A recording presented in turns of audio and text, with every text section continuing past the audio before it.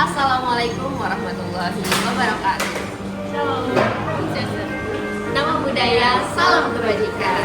Halo semuanya, perkenalkan kami dari kelompok autorefraktor. Jadi di sini kami melakukan kunjungan ke Optik Arta. Nah, perkenalkan nama saya Nabila Ramadhani. Saya Erina Indah. Saya Yulita Samaku. Yuk tonton video kami.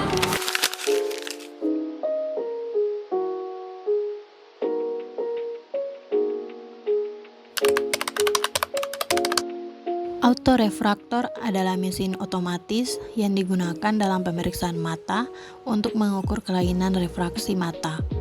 Lewat pengukuran tersebut, alat ini mampu mendeteksi gangguan penglihatan seperti miopia, hipermetropia, astigmatisme, dan presbiopia. Alat ini dapat memberikan hasil pengukuran yang cepat dan akurat, namun tidak dapat menggantikan pemeriksaan mata secara manual oleh dokter mata atau optometris.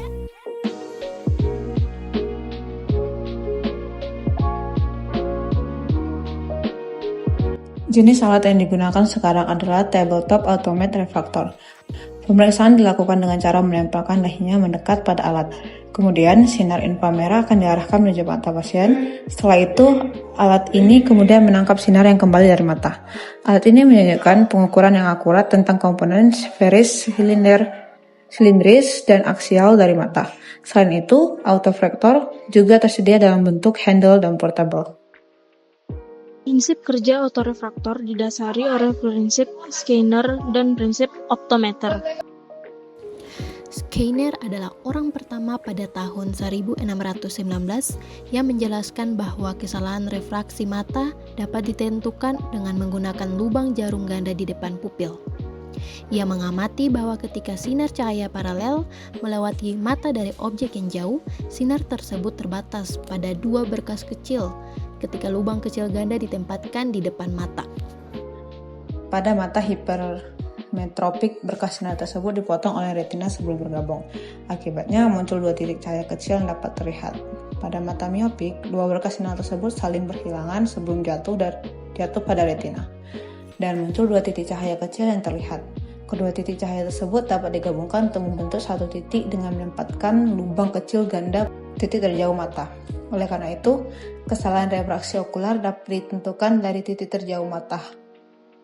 Pada tahun 1959, Porterfield adalah orang pertama yang mendeskripsikan instrumen yang disebut optometer untuk menilai batas penglihatan jarak jauh. Prinsip ini dikenal sebagai prinsip optometer. Instrumen ini memberikan keuntungan berupa variasi daya pada alat refraksi. Autorefraktor yang menggunakan prinsip ini memiliki lensa konvergen tunggal yang ditempatkan pada jarak fokus dari mata, bukan lensa uji coba yang dapat diganti-ganti. Berdasarkan posisi target, cahaya dari target yang terletak di sisi jauh lensa memasuki mata dengan vergen yang bervariasi.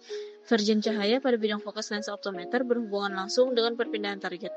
Oleh karena itu, skala dapat disesuaikan dengan jarak yang sama yang menunjukkan dioptri koreksi yang dibutuhkan. Assalamualaikum, perkenalkan saya Nabila Ramadhani dan teman-teman saya.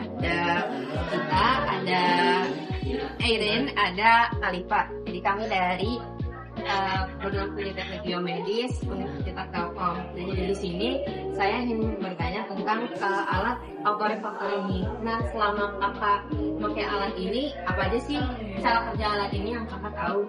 Cara kerja alat yang di sini itu kita khususnya itu untuk pemeriksaan mata lihat jauhnya. Gitu. Jadi kalau misalnya kakaknya itu ada kendala seperti mata kalau lihat jauh itu objek udah kabur atau buram, itu nanti kita bisa penitikan melewati pupil yang ada di tengah. Jadi nanti dia bisa didetek di sebelah sini. Selama kakak pakai alat ini tuh pernah nggak sih kayak ada mungkin kesalahan gitu atau misalnya kayak error atau kendala selama memakai alat ini? Ada. Kalau untuk kendalanya paling di pasien aja. Kadang si pasiennya itu saat lagi dipenitikan itu dia suka fokusnya kemana-mana.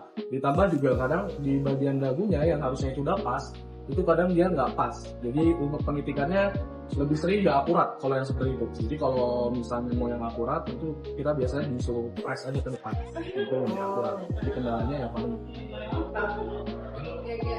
Berarti di sini udah ada alat printingnya sendiri. Udah ada printingnya sendiri, jadi di sini beberapa menunya bisa di clear menu, ada silindernya juga sama yang lainnya gitu. Tapi lebih ke intinya sih di penitikan kopilnya sama printingnya, karena itu kan yang penting hasilnya.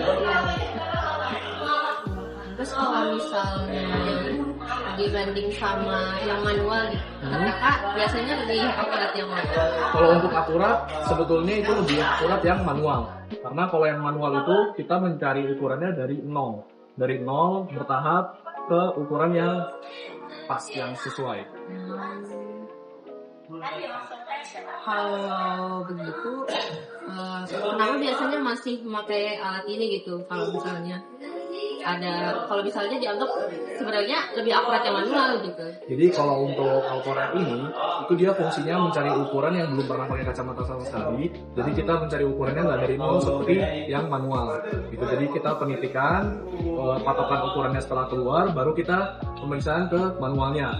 Karena kadang itu walaupun kita penitikannya udah benar-benar pas di tengah pupil, itu si hasil ukurannya suka meleset. Jadi dari ukuran yang udah di print atau yang udah tercetak, itu biasanya kita koreksi di manualnya. Gitu. Terima kasih kan sudah mau diwawancara hari ini. Mohon maaf mengganggu waktunya. Semoga pekerjaan kita selalu diberkahi. Amin. Sekian penjelasan dari kami. Terima kasih sebesar-besarnya kepada Opik, Atta. Assalamualaikum warahmatullahi wabarakatuh. Bye.